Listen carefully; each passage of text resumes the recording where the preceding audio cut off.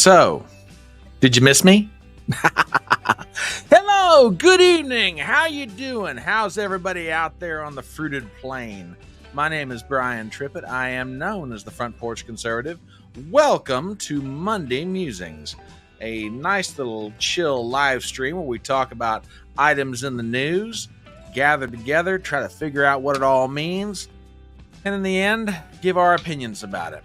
We are on YouTube, we're on Rumble, we are on Twitter, and I thank everybody for all their kind words, sending out tweets, getters, gabs, truth socials, Facebook posts, posts on YouTube, posts on Rumble, posts on anywhere you can post it.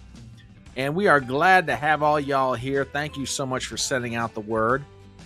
Good to be here. I hope everyone had a great weekend. For me and mine, we did as well. So glad to have you here. And good evening to everybody. See everybody starting to settle into the room. And this is going to be a nice, chill evening. Give you guys some explanations about what's going on with me. Nothing bad. Just kind of, one of those times when you just got to charge the batteries. And I'll explain all that here momentarily. So we're on YouTube, we're on Rumble, we're on Twitter. So if you haven't done it yet, send out a tweet, send out a getter, send out a gab, send out a truth social. Post it on YouTube, post it on stone tablets, send it out with a carrier pigeon, send it out with a raven. If you know that reference, you're cool enough to be my friend. So yes, let's get together. Let's talk about what's going on in the great big world. So we'll let everybody start settling into the room, see people coming in on the YouTube and Rumble side. Hello, sir. I have not forgotten about your email, and I will be responding to you tonight. Just to let you know, I got your message, and I've gotten through about 2 hours of it. Now the audience is like, what's he talking about? What are they saying? What are they doing? Chill out, y'all. It's just between me and the professor. It's all good. Hello, U-Haul. Glad to have you here. Gypsy, glad to see you, dear. Glad to see everybody. Hope everyone had a great weekend. And, because after all, not every time of the year is Transgender Day of Visibility. I mean, my goodness, what else could we possibly celebrate on a weekend like March 31st, Oh, gosh. Yes, we're going to get into that topic. We're going to get into a couple other things and maybe some minor stuff that's been going on in the news. And I want to thank all of you guys for showing up tonight. And I also need to kind of explain what happened over the weekend. Yes, a young lady, I saw your comments about boiling and coloring eggs. That was not necessarily the whole reason why brunch got postponed till this evening, but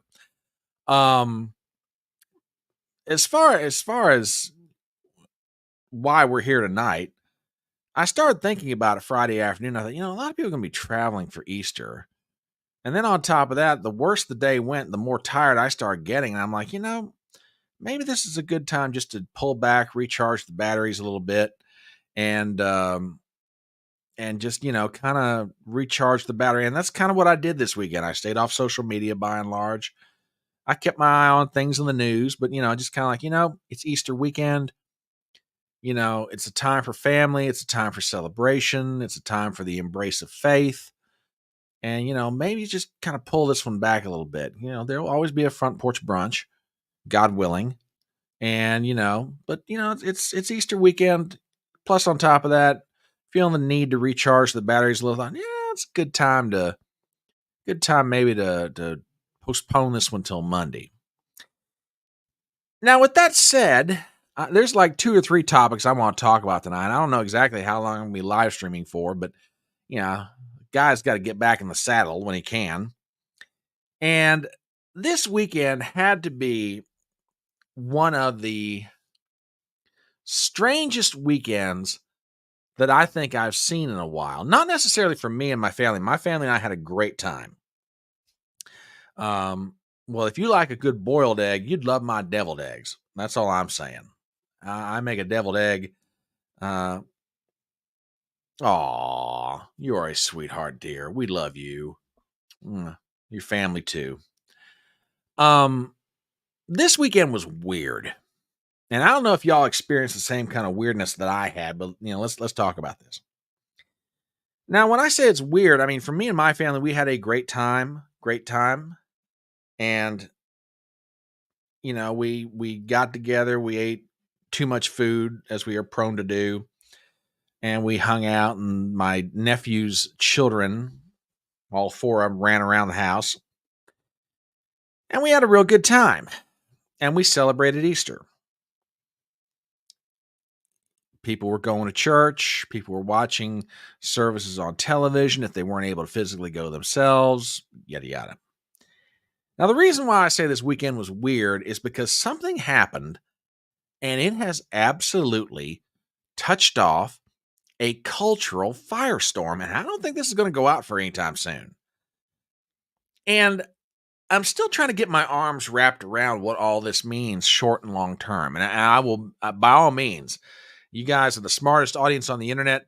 Feel free to throw comments, be it on YouTube, over on Rumble. Yes, you Rumblers, I know you're over there, dead gone, you lurkers. Love you, but you're lurking all the time. You're lurking on me. But I want you guys' comments on this because something happened that has been going on for a while, but it just so happened to fall on the wrong date. Now, y'all know what I'm talking about, so let's just get right into this. So the President of the United States issued a proclamation that goes like this. Proclamation of Transgender Day of Visibility 2024. On Transgender Day of Visibility, we honor the extraordinary courage and contributions of the transgender Americans and reaffirm our nation's commitment to forming a more perfect union, where all people are created equal and treated equally throughout their lives. All right. Don't necessarily have a problem with that part of it, although I disagree with your application, but okay, let's go on. I'm proud that my administration has stood for justice from the start, working to ensure that the LGBTQI ABCDEFG HIJK plus community can live openly in safety with dignity and respect. I am proud to have appointed transgender leaders to my administration and to have ended the ban on transgender Americans serving openly in our military. I am proud to have signed historic executive orders to strengthen civil rights protections in housing, employment, healthcare, education, justice system, yada, yada, yada. Now, therefore, I, Joseph R. Biden Jr., President of the United States of America, by virtue of the authority vested in me by the Constitution and the laws of the United States, do hereby proclaim March 31st, 2024 as Transgender Day of Visibility. I call upon all Americans to join us in lifting up the lives and voices of transgender people throughout our nation and to work toward eliminating violence and discrimination based on gender identity. A witness whereof I hereunto set my hand this 29th day of March in the year of our Lord 2024 and of the independence of the United States, the 248th Joseph R. Biden Jr. Now, I say, yeah, if I had the clip, I ought to do it. I really should. Now, I say that something happened at the wrong time because let me back this up just a second. How many of y'all know that the White House has been issuing this proclamation now for a few years? If you do, give me an F in the chat. And the reason I'm saying that, I'm getting ready to bring up a point. Here is the proclamation for Transgender Day of Visibility from March of 2023. Here it is for March of 2022. Here it is for March of 2021. Joe Biden's been making this proclamation ever since he's been in office. And for the sake of complete fairness, somebody pointed out something that I didn't realize, but they have a valid point. And folks, you better make sure you're recording this, or you mark in the live stream where I do this, because this may be the first and only time I ever cite Mother Jones as a reference. Okay, check this out. From motherjones.com. Easter falls on Trans Day of Visibility this year. The right blames Biden. Coexisting holidays can be fun. Remember, thanks to God, whatever that pronounces. Yeah. Across social media, right-wing posters are complaining that President Joe Biden has usurped Easter. Quote, Joe Biden just proclaimed Transgender Day of Visibility as on Sunday. Once presidential candidate Vivek Ramaswamy posted on Twitter, I wonder how he came up with that date. Except Biden, of course, did not come up with this date. He just issued the pretty standard proclamation recognizing it. His administration also recently issued proclamations regarding National Sexual Assault Awareness and Prevention Month, Cesar Chavez Day, and Care Workers Recognition Month. Trans Day of Visibility falls on March 31st since it was created in 2010 by Rachel Crandall Crocker. What a name. The executive director of Transgender Michigan. Crandall Crocker recently told NPR she was hoping the day will be an opportunity for the trans community to come together and feel joy.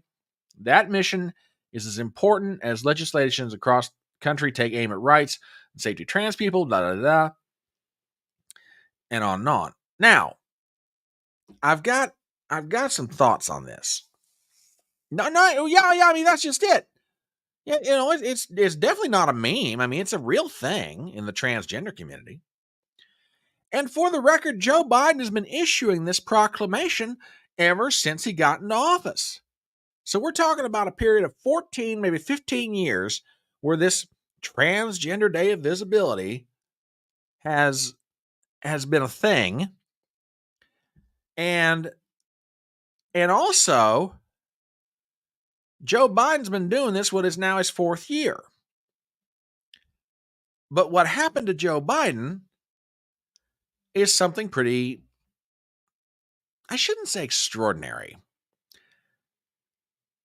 Joe Biden happened to have the fortune or the misfortune, depending on how you look at it, of Transgender Day of Visibility falling on the same day as Easter.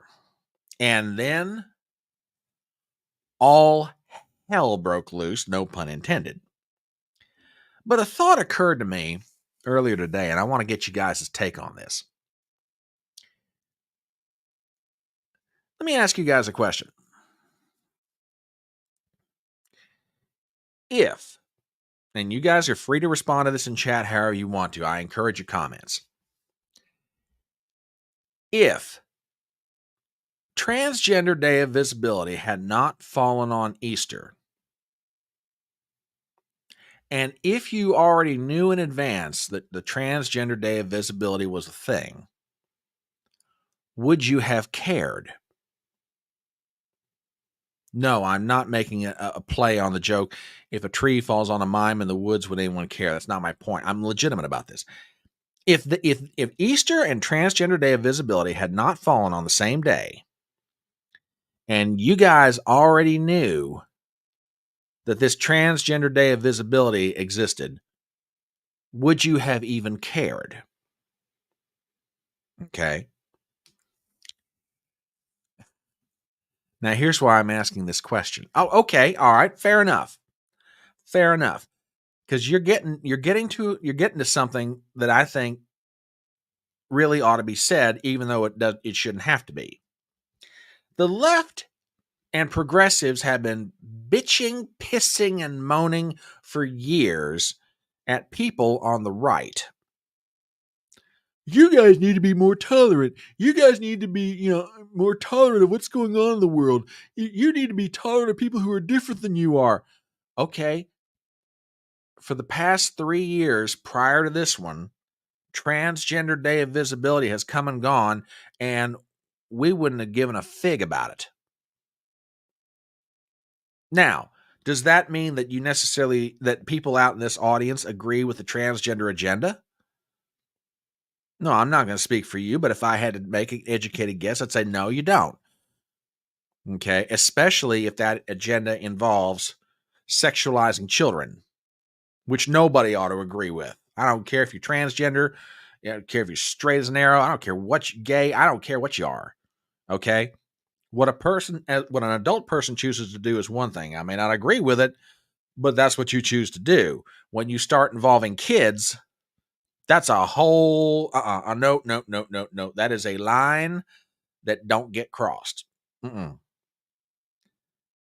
Yeah, I mean, exactly. You never would have. So my point is this: um, doesn't the fact that this transgender day of visibility apparently has been going on for years, doesn't that already speak to either how tolerant most people are or how much they don't care about it? I mean, like I said, progressives, the lefties, the trans, militant trans, okay? Because there's a difference between militant trans people and people who are just trans. Militant trans people, progressives, everybody else, you guys need to be more tolerant. You guys need to, not get so up in everybody's grill about something. Hey, if this hadn't fallen on Easter, nobody would have given a fig. Nobody would have cared. No one. Not one word would have been said about this. But it fell on Easter. Now, if I may, let's get into some of the politics of this. Okay. Joe Biden is a declared Roman Catholic. Okay. And these two holidays fell on the same day. Now, from a political standpoint, had it been me and I was giving advice to Joe Biden, I'd have probably looked at him and said, Mr. President, let it go. Just don't even make the declaration. Just don't make the proclamation this year. Just let it go. Because if it comes down to the majority of Americans having feelings, strongly or otherwise, about Easter, and Americans giving a fig about National Transgender Day of Identity, you're going to piss off more people issuing this proclamation on the high holiest day of the Christian calendar. Sir, just let it go. Don't even issue the proclamation. But he went and did it anyway. Which, by the way, is even funnier. Because now Biden's trying to back out of this. Have y'all seen this? This is from Breitbart. Check this out. Biden bizarrely denies declaring Easter Sunday Transgender Day of Visibility. This is an article written by Hannah Knudsen. President Joe Biden reportedly denied declaring Easter Sunday the Transgender Day of Visibility, despite issuing a very clear proclamation on Good Friday and stated, the last part of the actual proclamation.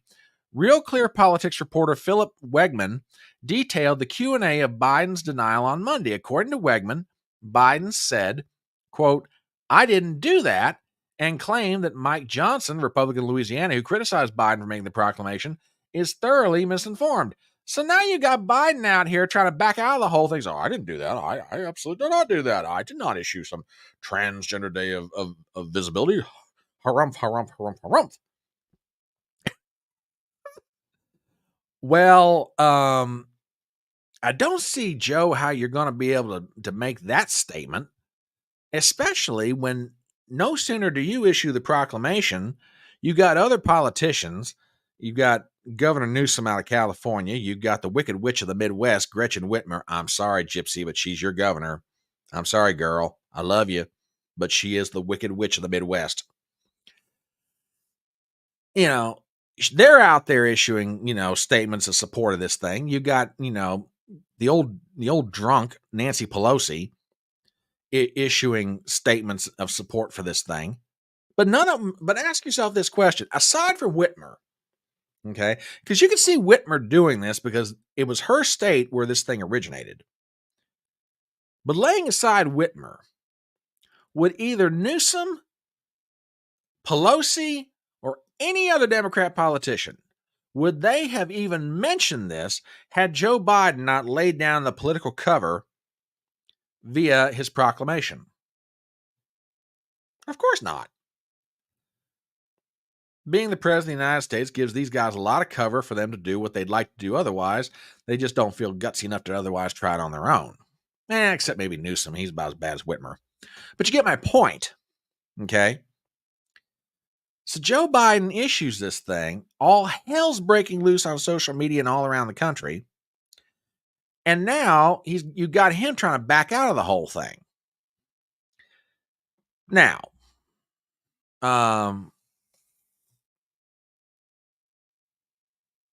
that's a good point. That's a real good point. That's a real good point. Hadn't heard about that, but I thought something similar like that might have happened. Yeah, I mean, it's incredible. But he issues the proclamation to have, the Day of Identity on the same day as Easter. And then starts claiming, I didn't do it. Really? Huh? That's kind of crazy. And now you got everybody all across the country just all up in arms about this. Now, the other thing is that you might have given Joe Biden, you might have given him some grace on this whole thing by looking at it and saying, well, look, the two things happen to fall on the same day. It's an unfortunate, fluke of the calendar, but that's all it is. Joe Biden is trying to be president to all people, whether they be, Christians celebrating Easter, or whether they be people in the trans community saying, here's our day of identity, yada, yada, yada. However, I must admit, it seems to me the trans community has more days of identity than Carter's got liver pills, if I may use that old joke. But you get my point. You can maybe make the argument and forgive Biden on the grounds, well, he's trying to be the president for all people. This is a messy situation only because of the fluke of the calendar. And you just understand this is one of those weird circumstances. You might have given him that if it had not been for this. Check this out. White House prohibits children from submitting, quote, overtly religious art for Easter egg roll. Article written by Amy Furr. President Joe Biden's Democratic administration is taking flack for prohibiting children from submitting Easter eggs featuring religious artwork for a contest. The event, which is part of the White House's annual Easter egg roll, is called, quote, Celebrating National Guard Families, but will not allow submissions to feature symbols related to the holiday that Christians celebrate all over the world, the Daily Caller reported on Friday. A little further into the article, we have the following. The 2024 Call for Youth Art flyer said, on behalf of First Lady Jill Biden, the Adjutant General of the National Guard are asking youth from National Guard families across the U.S. and all U.S. territories to submit artwork inspired by the theme, Celebrating Our Military Families. Children should depict on an egg template, see art submission form, a snapshot of their life, a favorite activity, scenery in your state, your military family, a day in your life, etc. Under its restrictions list, the flyer noted, quote, the submission must not include any questionable content, religious symbols, overtly religious themes, or partisan political statements. Social media users shared their thoughts on the Daily Caller story regarding the ban, one person writing a snapshot of your life, excluding part of your life. Quote, they'll ban religion altogether as soon as they think they can get away with it, someone else said, while another person commented, what does the Biden White House think Easter's all about? The Easter Bunny? Now, okay, here's where it's like, okay, no. I'm sorry. You can't give Biden, an excuse of saying, well, these days just happen to fall on the same calendar day, and he's trying to be president for all people, yada, yada, yada. No, I'm sorry. You're telling kids as part of an Easter egg contest, art participation, etc. Nope, nope, nope, nope. It may be Easter, but nothing religious. Nope, nope. Can't do that. You're supposed to tell us about your life, scenes from your day, everything else. What if the kid goes to church on a regular basis? What if that is part of that child's life? What if the child's mother and father are very strongly involved in outside religious activities, extracurricular activities outside of church? What's the kid supposed to do? Just ignore all of that? That's why I'm not giving Biden an ounce of slack on this whole thing. I'm not. You knew exactly what you were doing. Don't give me the crap about, well, I didn't do that. Yeah, you did. You issued the proclamation. What are you telling me? You don't know what goes on in your own administration? You would have had to have fixed your signature to the proclamation. You're telling me that your communications department doesn't run stuff past you? You didn't know? You couldn't figure out what day was coming up on the 31st? That for Christians all around the world, and especially in the United States, that arguably the high holiest day of the Christian calendar, and you're going to issue a proclamation on trans identity, day of identity, trans day of visibility, excuse me. Like I said, if you would have said, you know what, I'm trying to support the trans community, but there ain't no sense picking a fight on this one. I'm not going to issue the proclamation. I'll declare it. For 1 week later, would you have still gotten backlash off of it? Yeah, you would have. But at least that kind of accommodation would have been understandable. Instead, you either deliberately, and as far as I'm concerned, you did it deliberately, you either deliberately just thumbed your nose in the face of thousands upon thousands and millions upon millions of Christians all across the country, or you were so ignorant you didn't realize what you're doing. I'm sorry, I'm not laying this one on to ignorance. You can read a calendar. You knew what day was coming up. You saw the proclamation. You would have had to have at least fixed your signature to it. You knew exactly what you were doing. And then your administration tells kids, oh, nope. It may be Easter. It may be Easter, and you may, religion, your Christian faith may be an important part of your life, but you can't have anything on those eggs. No, sir. Nope. Can't do that. And frankly, I would think that the National Guard would want symbols of faith painted on these eggs. Now, granted, Easter eggs, Easter, all right, what does one necessarily have to do with the other? But okay, fine. If you're going to have the Easter eggs for the kids, I would think that the National Guard would want symbols of faith infused into what they're doing. That's not necessarily proselytization. It's just the expression. It's the expression of religious faith. There's not a thing wrong with that. But you folks on the left are just absolutely hell-bent. Yes, I am using that term deliberately. You are absolutely hell-bent to ban any expression of faith on the part of the citizens of the United States because you're just scared to death. Oh, we don't want that out there in the public consumption. No, can't have that. Just unbelievable to me. And here's the part that just blows the mind. I got to show you guys something. And y'all have probably seen this before, but I thought this made a really good point. Let me reduce this down to make it a little bit easier on the eyes. Yeah, here we go. Daggone it, come back here. Here we go. You guys recognize this? This was New York City's skyline in 1956 on Good Friday. You had three major skyscrapers, and how this got coordinated, I have no idea.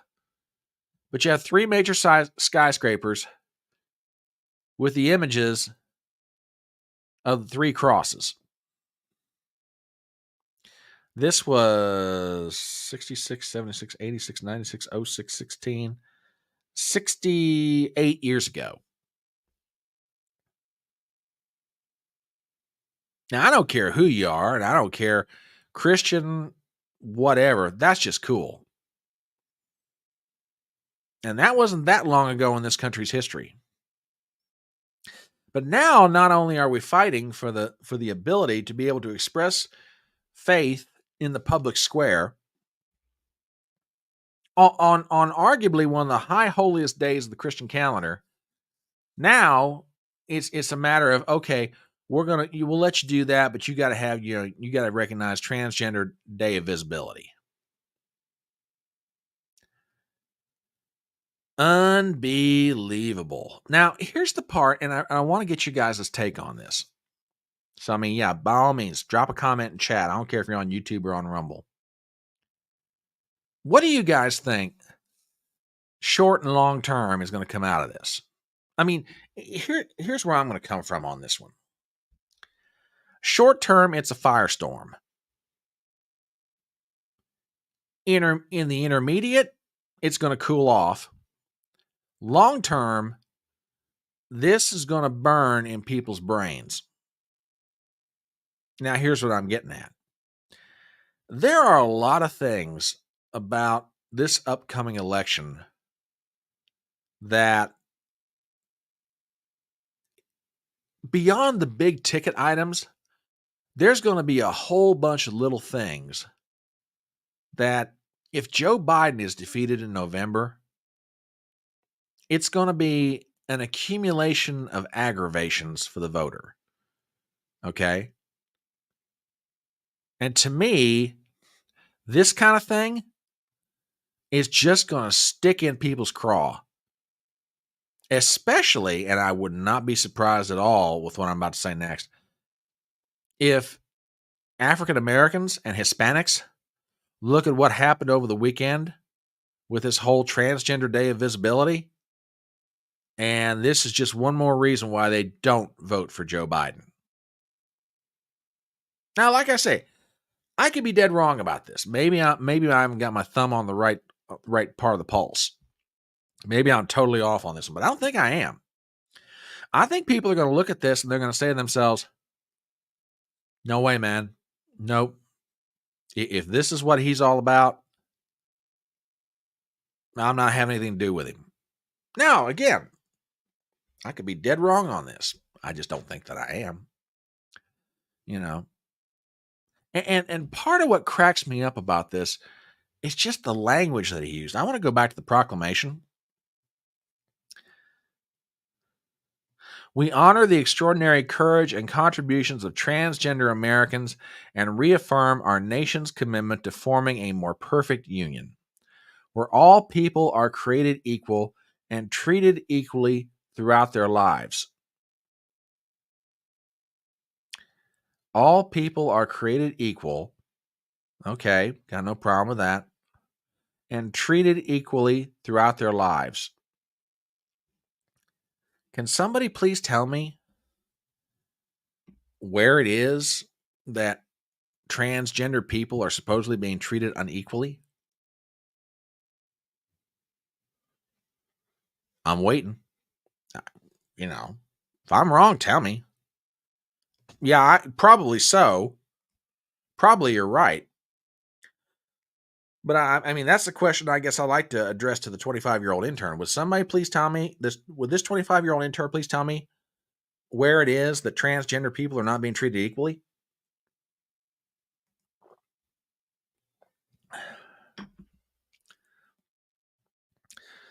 I'm proud that my administration has stood for justice from the start, working to ensure that the LGBTQI plus community can live openly, in safety, with dignity and respect. Okay, first of all, yes, you can live openly if you're transgender. We're not stopping you. Nobody's stopping you. Yes, you can live in safety. Doesn't matter if you're trans or not trans. You should have the guarantee of safety. No one's depriving you of that. with dignity and respect. Okay, I recognize a trans person's dignity and I'll respect them. Does that mean I automatically agree with them? Not necessarily. But you know what? As I've always said, if an individual, you know, is trans, okay. Do I necessarily agree with that? No. Do I still respect them as a person? Yeah. I mean, what an adult person does is their own business. When it crosses the line with me is when you start involving kids. And I got to thank Gypsy. Let me find it here real fast. Because Gypsy sent me something, and I'm going to back this up. It runs about 20 seconds. The founder of International Transgender Visibility Day, Rachel Crandall Crocker, claims to have come out at 8 years old. They're after our kids.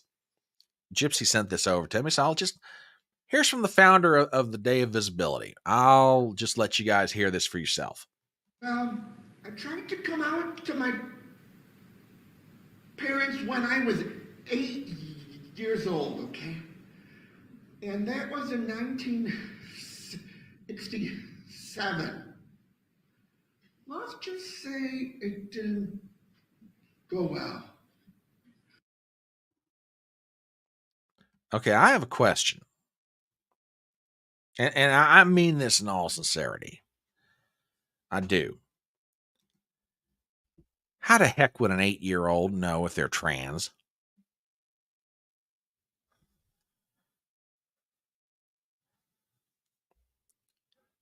I got a 7-year-old nephew. You know what my 7-year-old nephew's worried about? Playing baseball, going to school, Sonic the Hedgehog, video games. My 7-year-old nephew's not thinking about this stuff, and thank God, I'm happy that his parents are making sure he's not thinking about this stuff. Are his parents necessarily overly, religious or what people call the Christian right? No, not necessarily. But they're very, very, very specific and very guarded with their children, and they guard them carefully. They still let them have the freedom to be kids, but they're not, no. How does an 8-year-old know that they're trans? I mean, like I say, what an adult person chooses to do is their own business. When it starts crossing the line to kids, that's a whole something else. And yo, yo, yo to you too, sir, or dilly dilly, as the case may be. Good to have you here. Exactly. They don't. So what I want to know is where Rachel Crandall Crocker is concerned, and that sounds more, frankly, that one sounded more like a Robert than that sounded more like a Robert than a Rachel. Really? At 8 years old, you knew you were trans. Unbelievable. A friend of mine knew he was gay in the second grade. I was his girlfriend, and he told me the time, but interesting. He told me long ago he didn't know why at the time, but he wanted me to be a guy coming over to play checkers, not a girl. Interesting.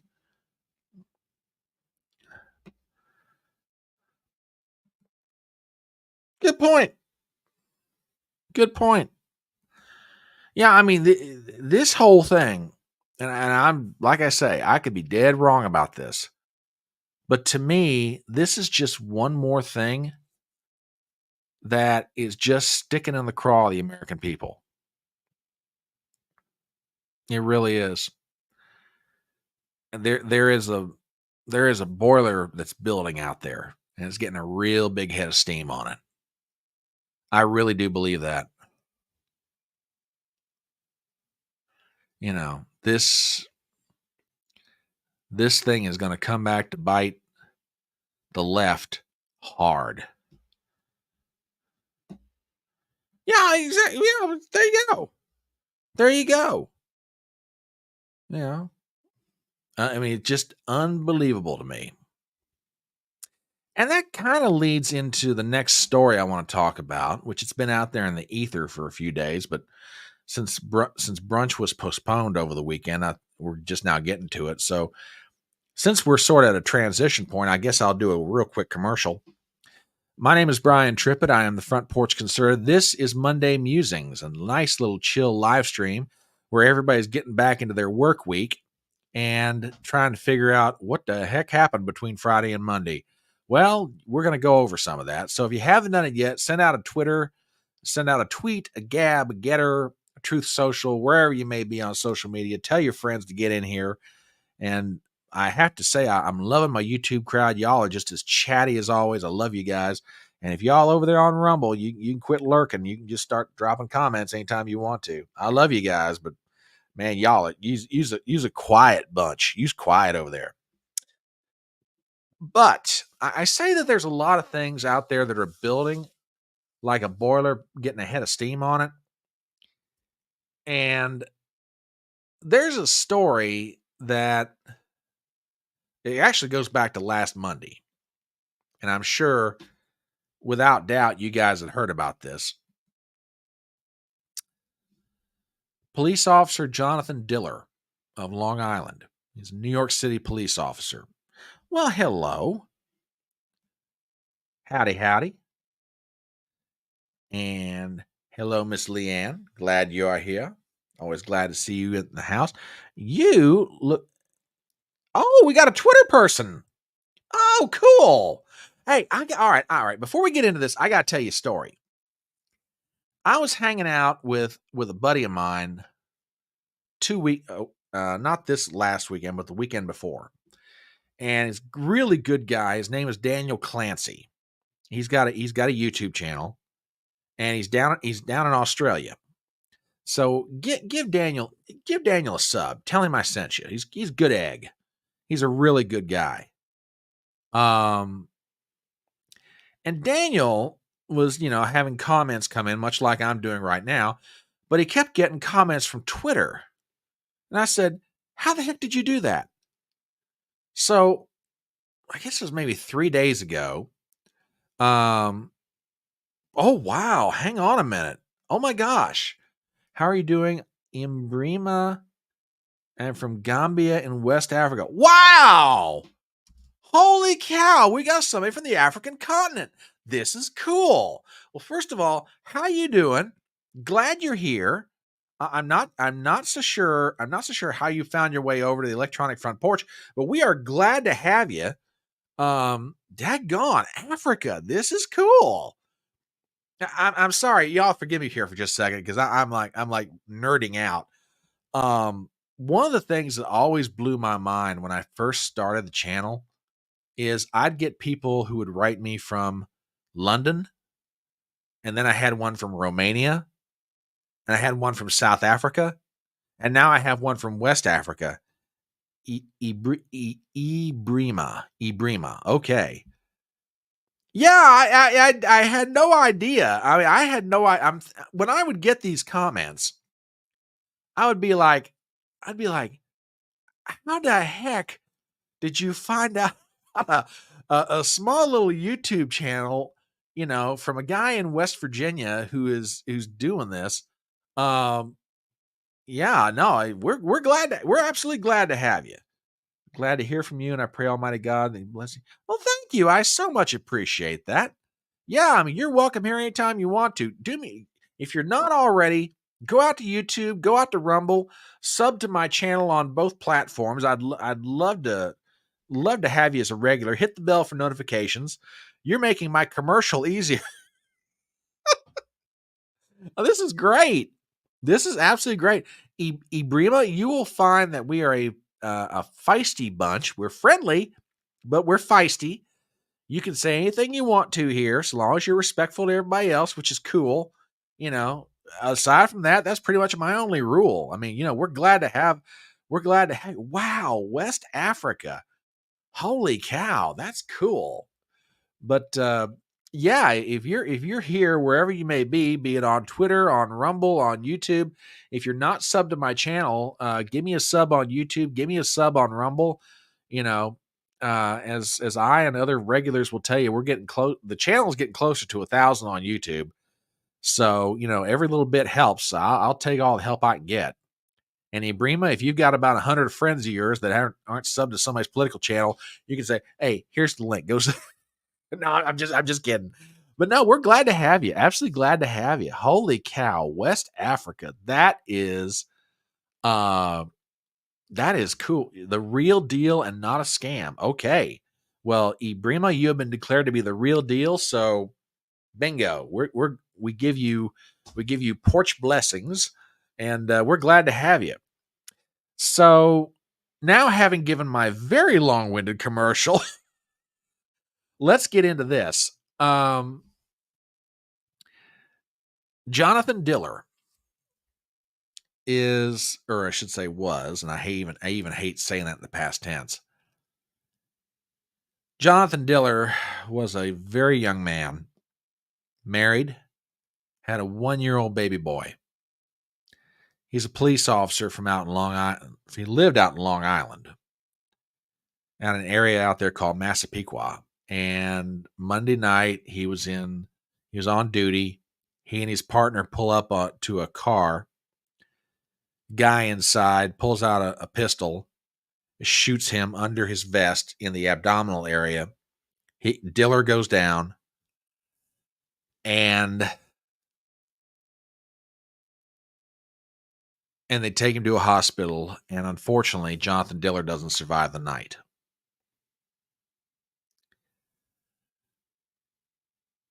And left behind a lovely, lovely wife and a 1-year-old baby boy. The perpetrator was arrested. Come to find out, he had about 21 counts against him at one time or another. This guy had a rap sheet about as long as my arm, okay? And I have a fairly long arm, okay?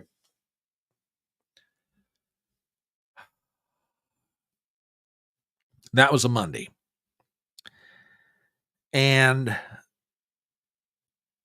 how or why it was scheduled the way it was, they were doing a wake on a Thursday and did the funeral on a Sunday. Now, different parts of the country do it different ways, and I guess use different terminology. Where I come from, we call it visitation.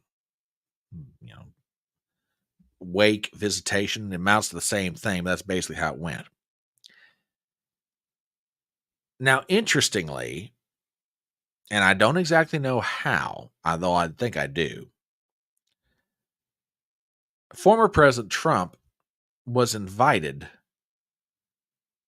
to attend the wake of Jonathan Diller. And he did.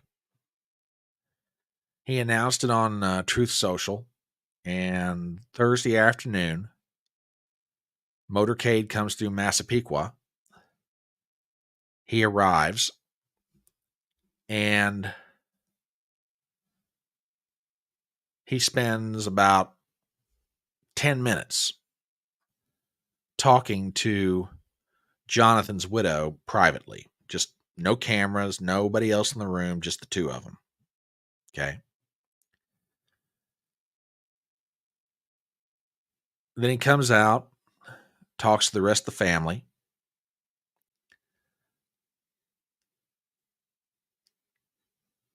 Talks to other people, stays for maybe, I don't know, 15, 20 minutes, and leaves. Steps outside. There's obviously cameras waiting. Makes a statement to the press. Goes back to the airport and gets on his plane. Gives one more little brief interview and left. Now, I'm going to say something, and it's probably more in the way of a clarification of a video I did the other night. And I made the statement, or maybe it's better to say I gave the acknowledgement, that was there a certain amount of political calculation in what was going on? Yes. I mean, and I'm not trying to make anybody mad with this next statement. To sit here and say that politics didn't go through somebody's mind, I think is just denying reality. Now, here's the clarification. This is what I really should have added, because I went back and saw it and I'm like, hey, you could have said that, Brian. You could have said that a whole lot better.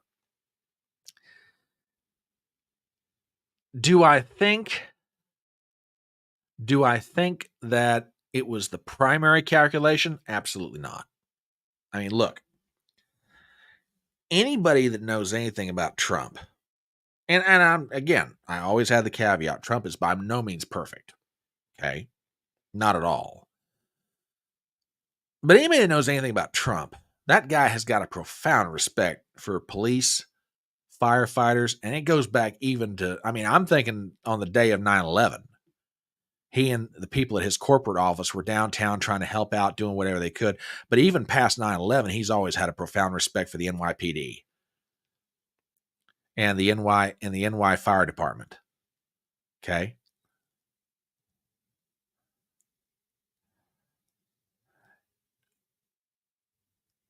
But Trump, I don't think politics necessarily was Trump's consideration here.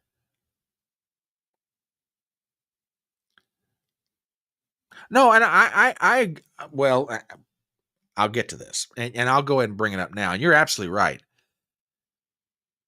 Trump paid off. He, along with Tunnels to Towers, paid off Stephanie Diller's mortgage. Not a bit. She owes nothing on the house. Okay. No, I think his heart's in the right place on this one. But I'm just saying, somewhere in somebody's brain, there's a political calculation going on about what this means or does. And again, I'm not trying to disparage Trump in saying that. I'm just saying let's be honest, that's just a reality. So Donald Trump goes to the visitation or wake. He stays about 20 minutes, talks to the widow, talks to the immediate family, shakes hands with a few folks, tries to encourage where he could, and he left. Now, as you all know, Joe Biden was also in New York City on Thursday. And this is what he was doing. Big old fundraiser in Manhattan with Barack Obama and Bill Clinton and Lizzo and Queen Latifah and everybody who's anybody. I mean, talk about a shindig of epic proportion. This is from National Public Radio, or excuse me, PBS.org. Eye-popping event. They'd raised $25 million. $25 million. They had, I mean, listen to some of this. This will blow your mind. The hours-long event had different tiers of access depending on their generosity. The centerpiece was an on-stage conversation with the three presidents, moderated by late-night talk show host Stephen Colbert. There's also a lineup of musical performers: Queen Latifah, Lizzo, Ben Platt, Cynthia Erivo, Leah Michelle, and I'm getting old because most of those people I've never even heard of. Hosted by actress Mindy Kaling. Again, I'm getting old. The tickets were as low as $225. Now check this part out. This will blow your mind. More money gets donors more intimate time with the presidents. A photo with all three is $100,000. A donation of $250,000 earns donors access to a special reception, and $500,000 gets an even more exclusive gathering. The party doesn't stop there. According to the campaign, First Lady Jill Biden and DJ D Nice are hosting an after party with 500 guests. So, Anybody got $100,000 you want to drop on and get in a photo with Bill, Barack, and Joe? And Gypsy, you bring up a point, and I was coming to this, but since you're already there, let's just talk about this for a minute.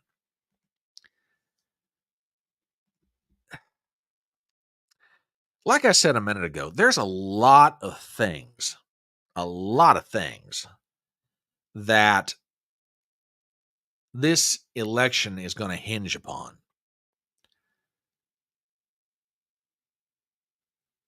But I'm sorry, you can't tell me, at a minimum, let me put it to you this way, at a minimum, New York City didn't watch what happened and didn't pay attention. I've talked with some people out of New York City before. One of the most recent ones was Matt Antar, who's heavily involved in Republican politics up there, but I'd like to talk to a few other people. But I'm getting the sense more and more that there's something brewing in New York City and New York State. Now, am I going to sit here and guarantee you that Donald Trump carries New York State in November? Of course not. I don't think that's going to happen. I think, however, that the eyes of a lot of people are being opened.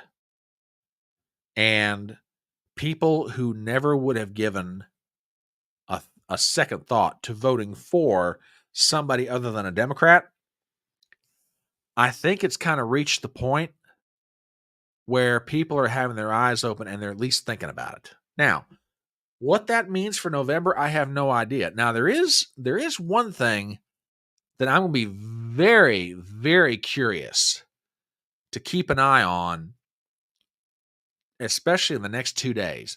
Tomorrow night is the presidential primary in New York State. Now, I'll have to admit, I had a half a notion. I thought, do you really want to live stream this one? And I don't know that I'm going to do it, but I'm going to be watching the results of the New York primary very closely. There's certain things that I want to see. And by the way, and I hadn't mentioned it yet, but we're sort of swerving right into it. One of the things that happened outside of Radio City Music Hall, and even inside, were Palestinian protesters just absolutely raising all kinds of hell with Joe Biden.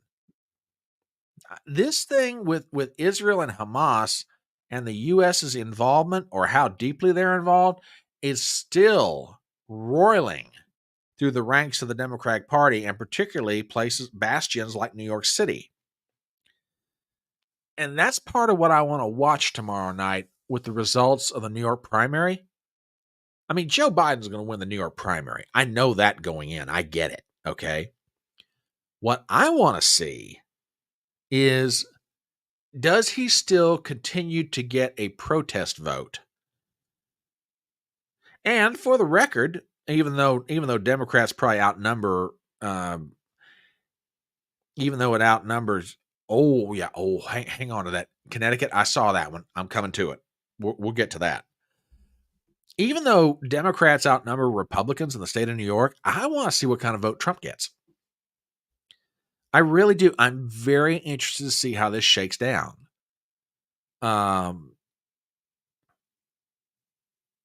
Again, everything. Let you guys in on a dirty little secret when it comes to me and how I observe politics.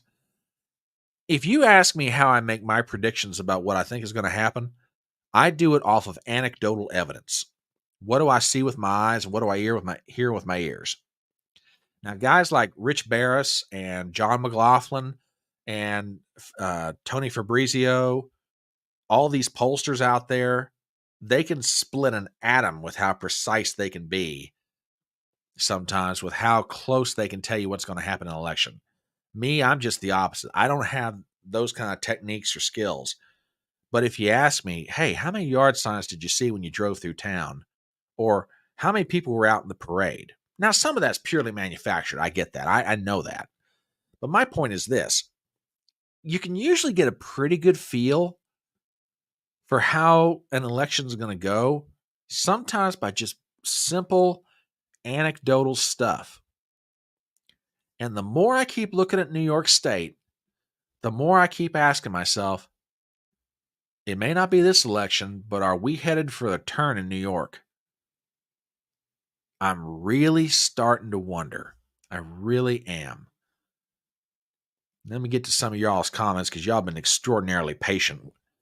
It was no George Floyd funeral, but yeah, agreed. I agree with that completely. Oh, yes. Oh, God. Do I have that somewhere? Hang on. I have got to find this. Hang on one second because this is, yeah, talking about Officer Diller's funeral. Did you guys know that the governor of New York may have been asked to leave Jonathan Diller's visitation? Oh, come on. Where is it? Where is it? I have got to find this. This is just too good.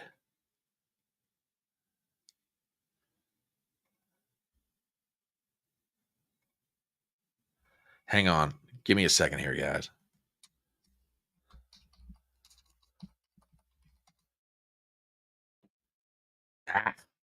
Can't find it real fast. But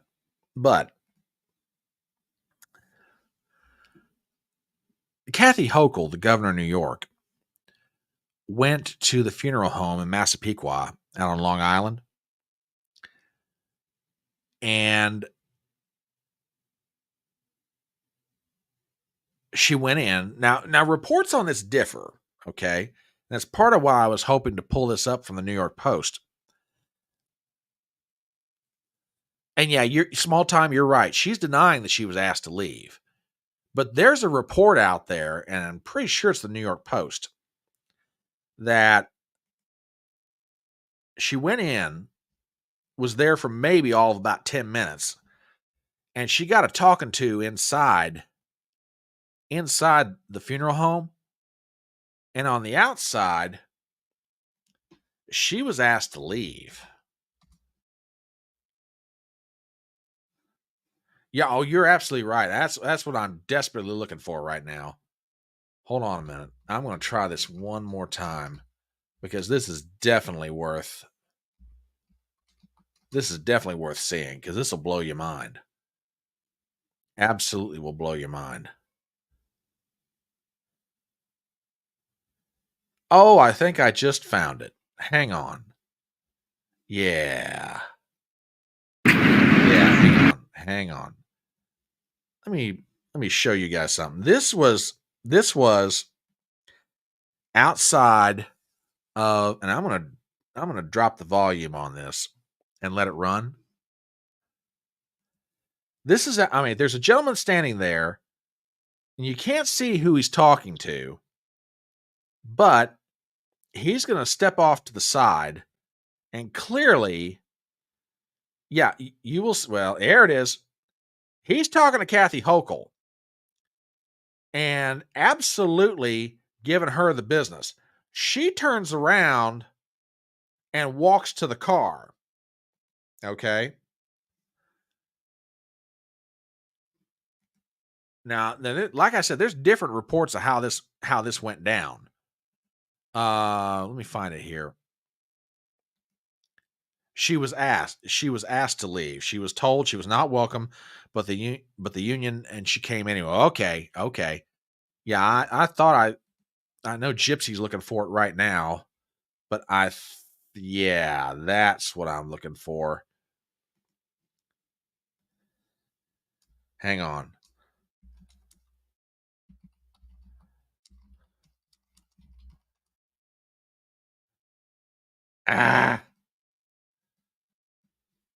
If somebody finds this, shoot it to me on Twitter. But yeah, this This absolutely just boggled the mind. It really did. So I don't know. I don't know what's going on here. But let me get back to some more of your comments. No, I absolutely agree with this. I absolutely agree with this completely. Absolutely amazing what happened. Let's see what else have we got here?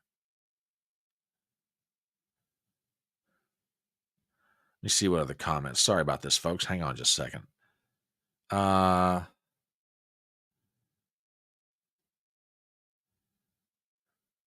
yeah.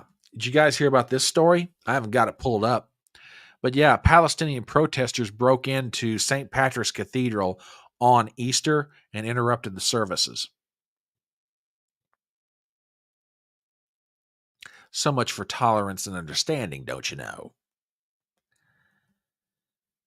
Yeah, I think that, I've heard it from other people, and the thought's not necessarily original to me, but I cannot disagree with it. Like I said, there's going to be a lot of issues that decide the 2024 election. And if people are looking for, if people are looking for a clean contrast between the two primary candidates that are running for president over the past 4 days, it doesn't get any better than this. It really doesn't.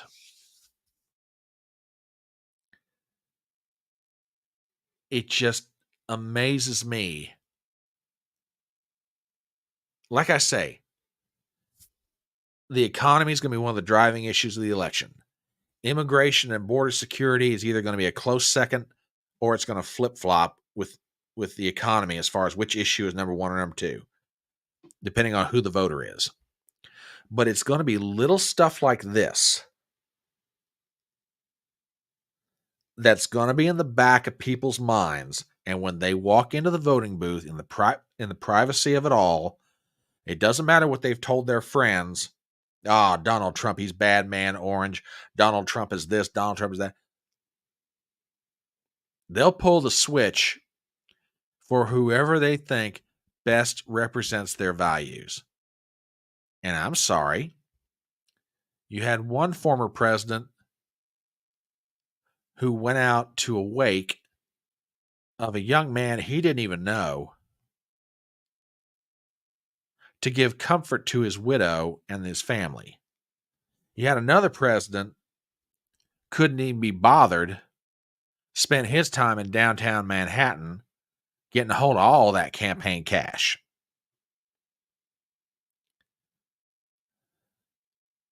Oh, now here's a detail I didn't know about.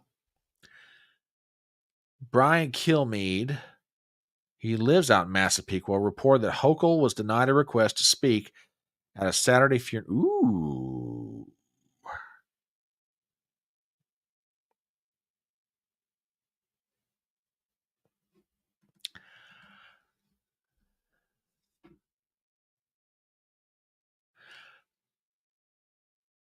Yeah, Dave, I'll answer that as honestly as I possibly can. I just don't know if they could cheat that. Do I think the Democrats are going to cheat? Oh, absolutely. Absolutely, I do. Do I think they can cheat that much? I don't think so. Not on this one. Not this time. And again, you might wind up being absolutely right. Take this in the spirit in which I intended. I hope you're dead wrong. Is it possible that they could cheat Joe Biden right back into the White House? Yeah. But I'm sitting here and I'm looking at everything that's stacking up, and I'm sitting here going, how? No, and that's fine. That's fine. We can disagree on this. I still love you. You know, absolutely love you, dude. We can disagree on this. Met somebody the other night. I bet her a steak dinner. course, my motives weren't exactly political, but that's a whole other issue. Um, um, you know, I just here's why I am cautiously optimistic. Now, I'll just give them a case. Number one, it's one thing to theoretically consider voting for Joe Biden. It's another thing altogether, having now lived through 3+ years of his presidency and everything that goes with it. Higher inflation, harder economic times, people in some cases having to work 2 or 3 jobs to make the same amount of money and have the same amount of economic impact that they had with the prior guy in the White House. You've got our military being sent all over the world in places that make absolutely no sense at a minimum, and at the most, we shouldn't even be there on a good day. You've got major factions of the Democratic Party that are absolutely at each other's throat. You've got African Americans, Hispanics, young voters, non-college educated working people who are just abandoning the Democrat Party in droves. And that's not my word for it. That's James Carville. I saw a clip earlier today. I'm almost sure he was on MSNBC, but I can't swear to that. But where he absolutely said, he said, I'm looking at all these numbers of all these different groups. He said, they're not walking away a little bit. They're walking away in droves. And that is his word, droves. And like I say, you can say a lot of things about James Carville, but when it comes to politics, he's probably one of the most astute observers you're ever going to see. You may disagree with his politics, and you may disagree with the way he operates, but when it comes out to cranking numbers and knowing how to win elections, he knows what it takes to win, and he's seen a lot of losers. No, I did not see that. I did not see that, actually.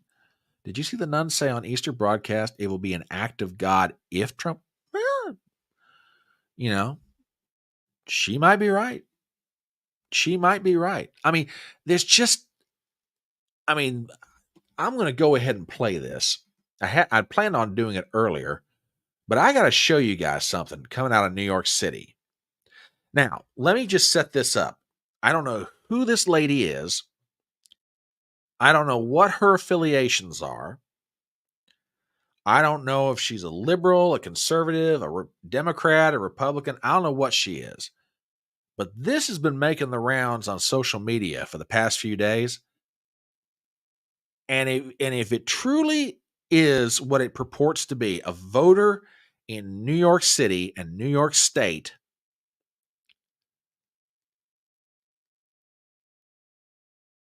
her message to her fellow New Yorkers couldn't be any more emphatic. So I'm going to go ahead and play this. Let me make sure I've got this enlarged the way it should be. Hang on.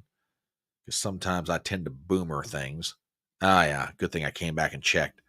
But I'm going to play this if you haven't seen it. This runs about 1:30. I'm not going to interrupt this. And if y'all have delicate ears, I warn you now, parental discretion is advised. But anyway, this runs 1.5 minutes. I want you to listen to this whole thing.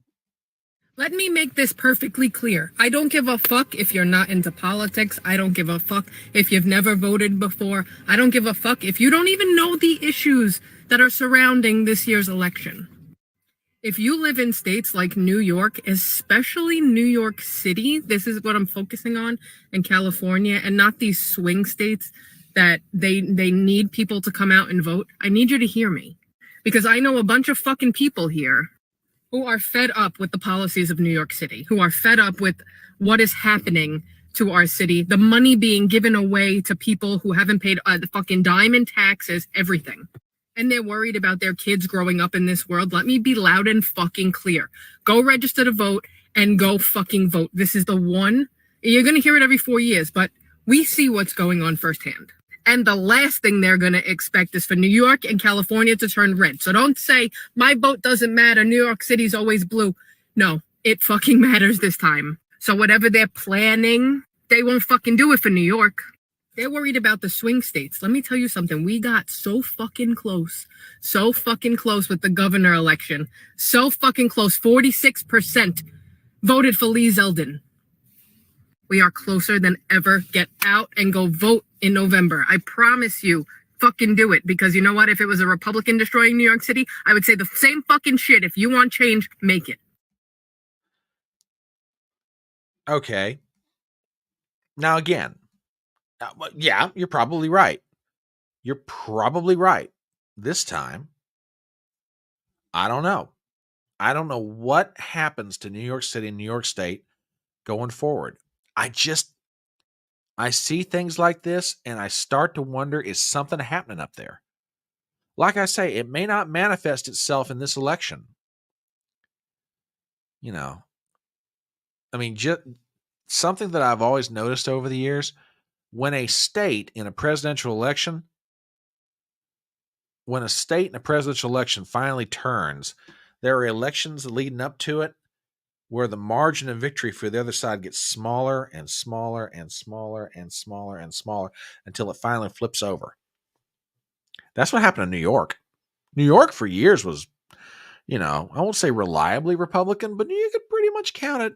They do well. I think New York State is going to be a whole lot closer in this election than it's been in a long time. Matter of fact, let me show you guys something.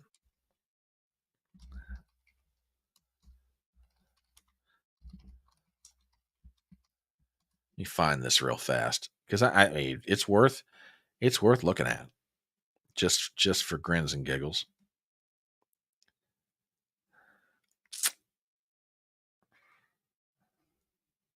Can I enlarge this a little bit? Yeah, I think I can. Cool. Okay, here we go. This is CNN's presidential results map of 2020. Now, New York State, Biden won it by like 23%. All right. Now, y'all hold that thought for a second. Okay. Now, let me do something else real fast. This will only take me a second. Hang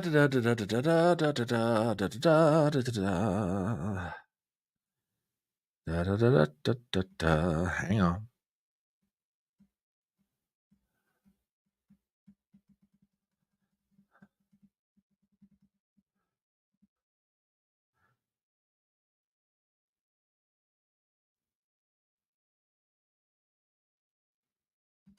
I'm looking for one thing here, folks. Hang on.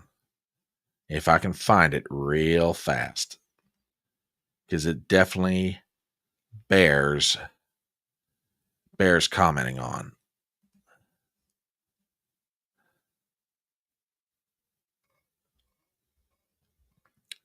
If I can find it.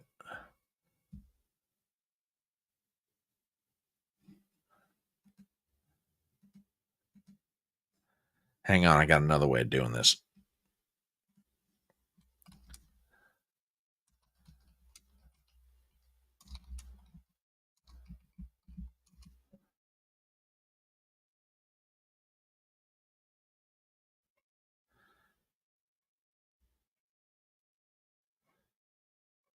Okay, well, I'll just do it this way.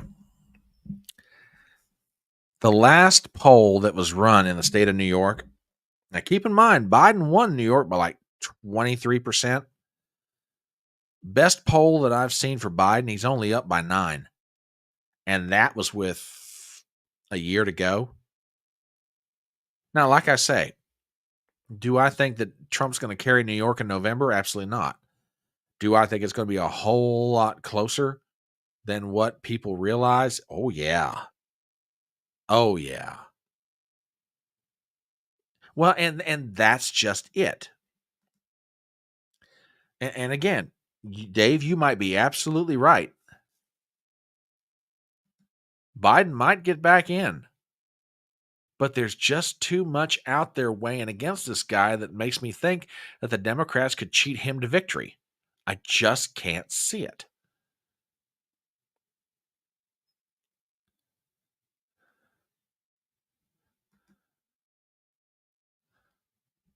Now, see, Leanne, I'll disagree with you on this.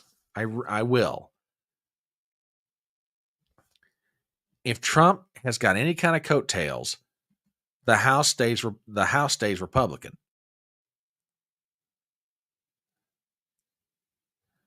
I'm not. I mean, like I said, you guys might wind up proving to be right. I'm just not ready to go there yet. I'm just not ready to do it. I just think there's more shoes yet to drop, and I don't think it's over for Trump. I really don't. But we'll see what happens. So, what else do we have? What else do we have on tap for the evening?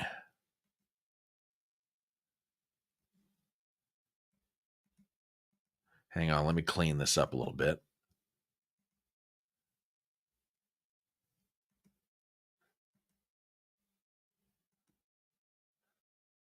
That's what I was looking for. Okay. All right, there we go. Sorry, I had to get back in order here.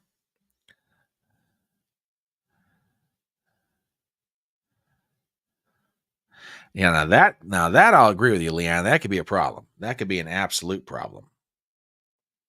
That could be an absolute problem. But we'll see. Okay. Got to get into a story that I have been meaning to talk about for quite some time. And before I do, one last commercial for the night. My name is Brian Trippett. I am the Front Porch Conservative. And this is Monday Musings. So if you're not subscribed to my channel on YouTube and Rumble, do me a favor and give me a sub. I genuinely appreciate it. And also, thank you. And I say thank you to everybody for sending out tweets, getters, gabs, truth socials, everything you guys did to advertise for tonight. I genuinely appreciate it. But yeah, one more thing to really get into, and then I got a couple of nightcap items. The Key Bridge disaster. I mean, I know that y'all have seen this, and I'm going to speed this up. Well, hang on. Yeah, right there, I think.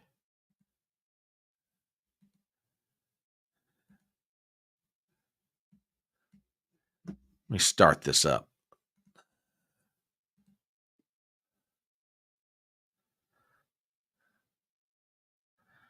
Well, maybe.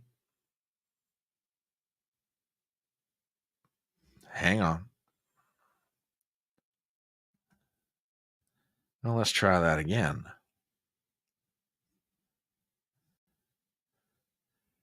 Now, you'll notice that ship is running almost lights out. There the lights come back on. Big plume of black smoke comes out the top of this thing. Lights go out again. And then lights come back on. And then almost head on, that cargo carrier comes up to the Key Bridge, hits it, and then there it goes.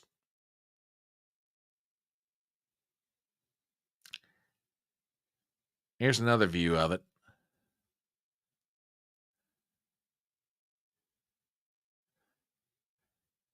That is extraordinary. It genuinely is. I've never seen anything quite like it. I've seen demolitions of old bridges, but I've never seen anything. Never seen anything like that before. Yeah, and they're already saying 10 years minimum to repair this bridge. Now, I hadn't said anything about what had happened, in part because with something like this, there are so many things, there's so many moving parts. It requires something of a deep dive.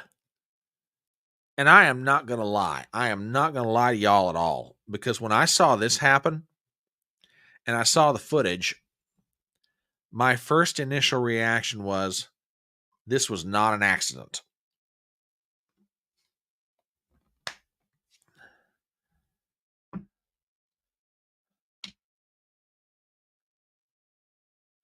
I looked at that and I thought, man, something bad went down here. Really bad. I mean, some people were claiming um, electronic terrorism, all kinds of stuff. And all I had to look at was footage and not a whole lot else. But I will say this, and I said this last night on a Spaces that's hosted by my good buddy from Dangerous Rhetoric. If this was an accident, then this was probably the most effective accident I think I've ever seen. Now, what am I getting at?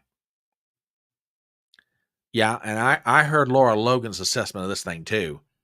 She's saying this is e-terrorism, and I know I'm not using the correct term that she used, but yeah, I know what you're saying. I know what you're saying.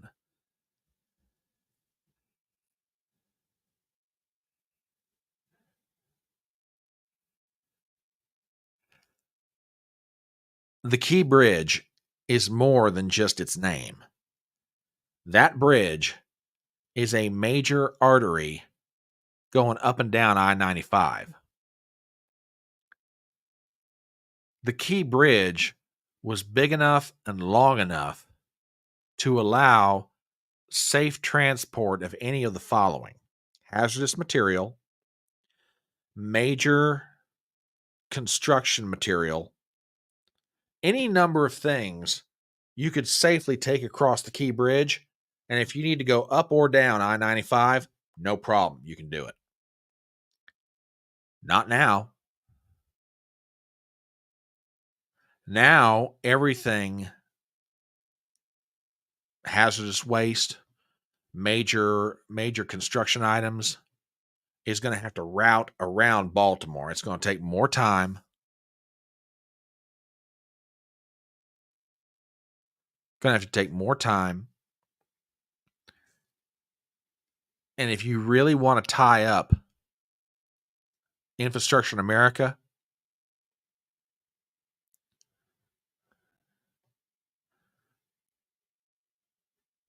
yeah, this is the way to do it. Take out the Key Bridge. And maybe you're right. Maybe I'm reserving myself too much here.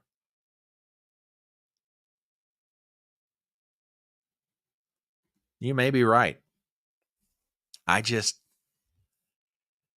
thing that really, really makes me suspicious, and I don't understand this part.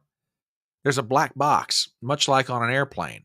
2 minutes of the black box recording off that boat is missing.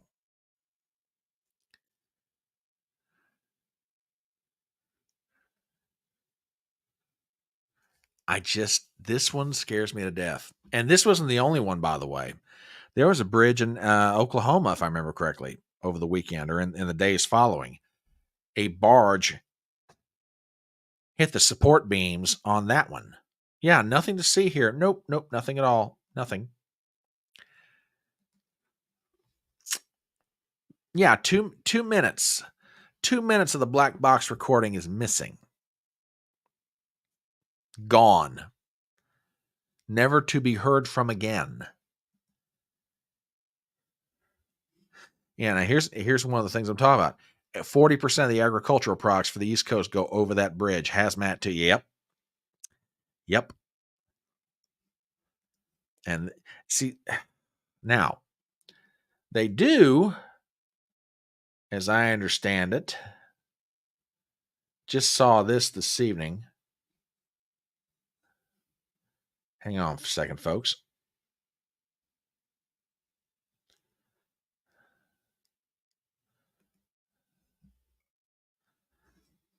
This is from Just the News. Temporary shipping pathway to Port of Baltimore has been cleared after Key Bridge collapse. The channel will be on the northeast side of the main channel near the bridge. It is part of the phased reopening of the primary channel. Article written by Madeline Hubbard. Officials are taking the first step to reopen the Port of Baltimore by clearing a temporary alternate channel near the collapsed Francis Scott Key Bridge for essential commercial vehicles, or vessels, I should say. Quote, by opening this alternate route, we will support the flow of marine traffic into Baltimore, Captain David O'Connell, the federal coordinator of the Key Bridge response, said Sunday.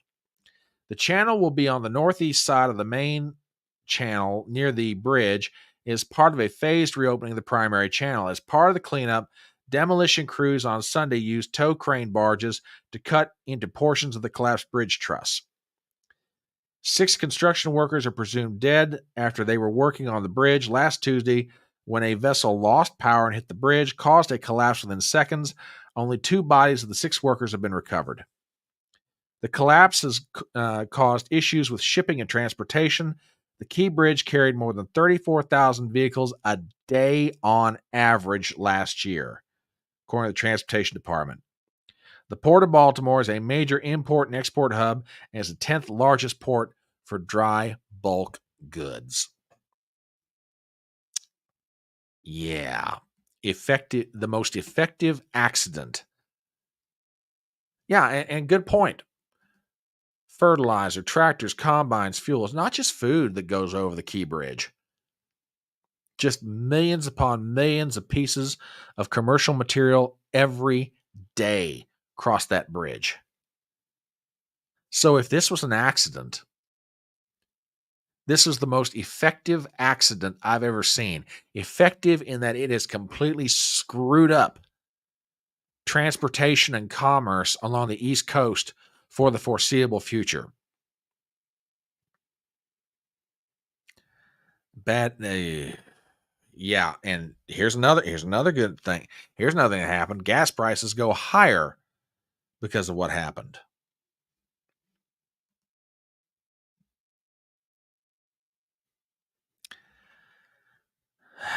Definitely not good, ladies and gentlemen. Definitely not good.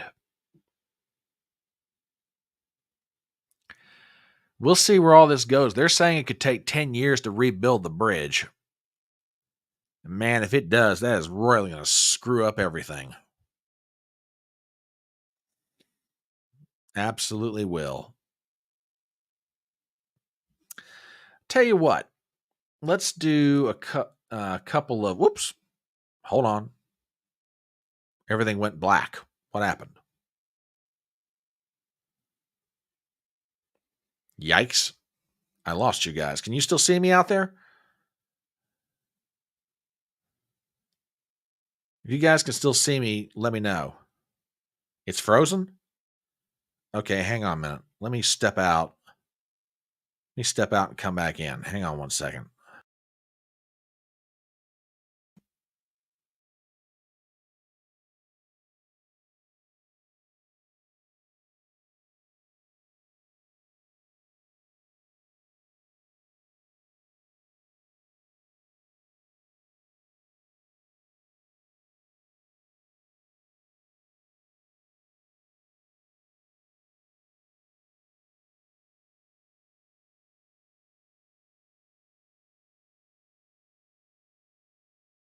Whew, okay. All right, all right. We're back. Cool. Okay. Let's do a couple of nightcap items and we'll call it an evening. We'll call it a night. Okay, all is okay. Very good. All right, cool. So, anybody here fans of comedy? If you are, give me an F in the chat. Because if you are, I think you're going to appreciate the humor and the irony of this next story. Okay.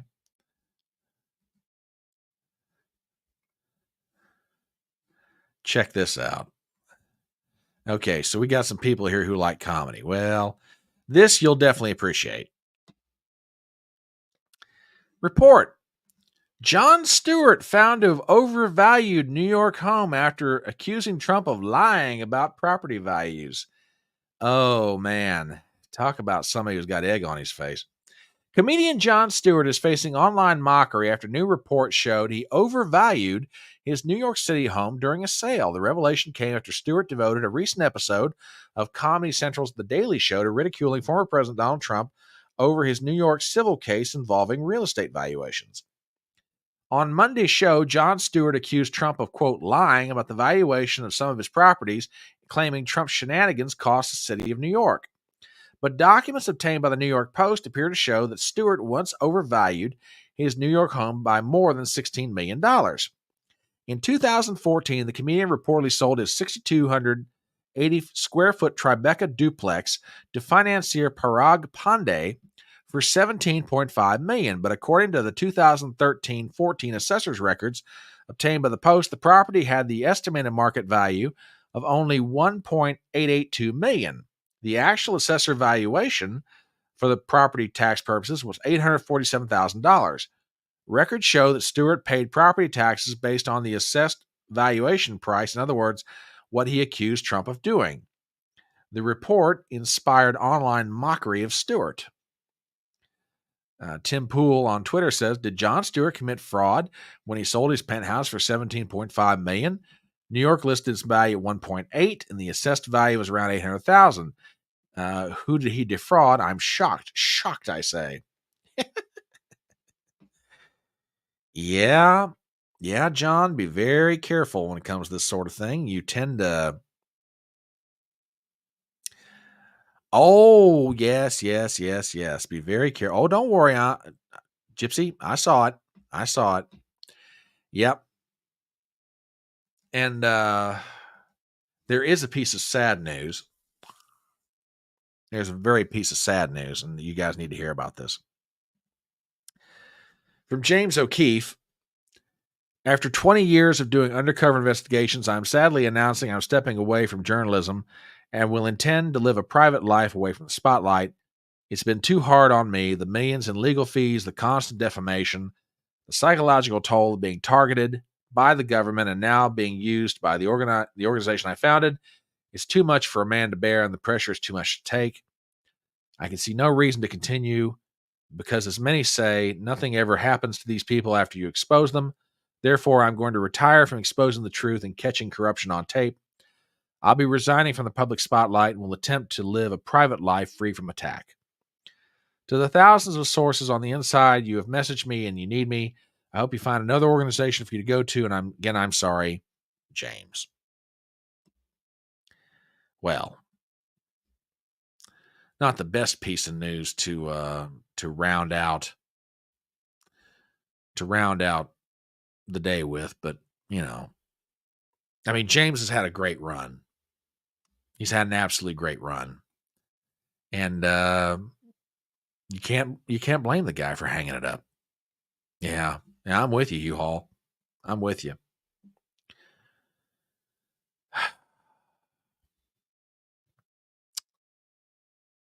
And all I can say is this.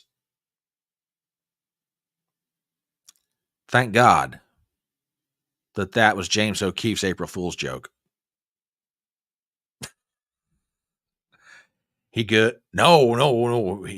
It was. No, he was joking, folks. He was joking. It's a joke.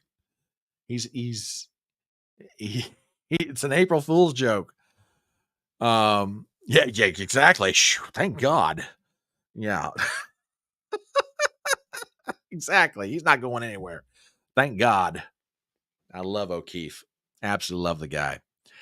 Well, I'll tell you what. For a Monday Musing, this has been a load of fun, and I want to thank you guys for being here. Like I say, I'm trying to get back in the saddle, and I'll be back in the saddle. Don't worry about me. You know how I am. I got too much of a nose for news of what's going on, and definitely always want to be talking about it. So I want to thank you guys for stopping by tonight. I don't know. I've been toying around with making this a more regular thing, like doing streams through the week as opposed to just wait until the weekend. But we'll see what happens. So anyway, keep your eyes open. There'll be more videos, live streams coming out. We are definitely back this Saturday morning for Front Porch Brunch. So in the meanwhile, you guys have a rest of your evening, and remember the words of that great American philosopher, Tom T. Hall. It's faster horses, younger lovers, older whiskey, and more money. We'll see you later.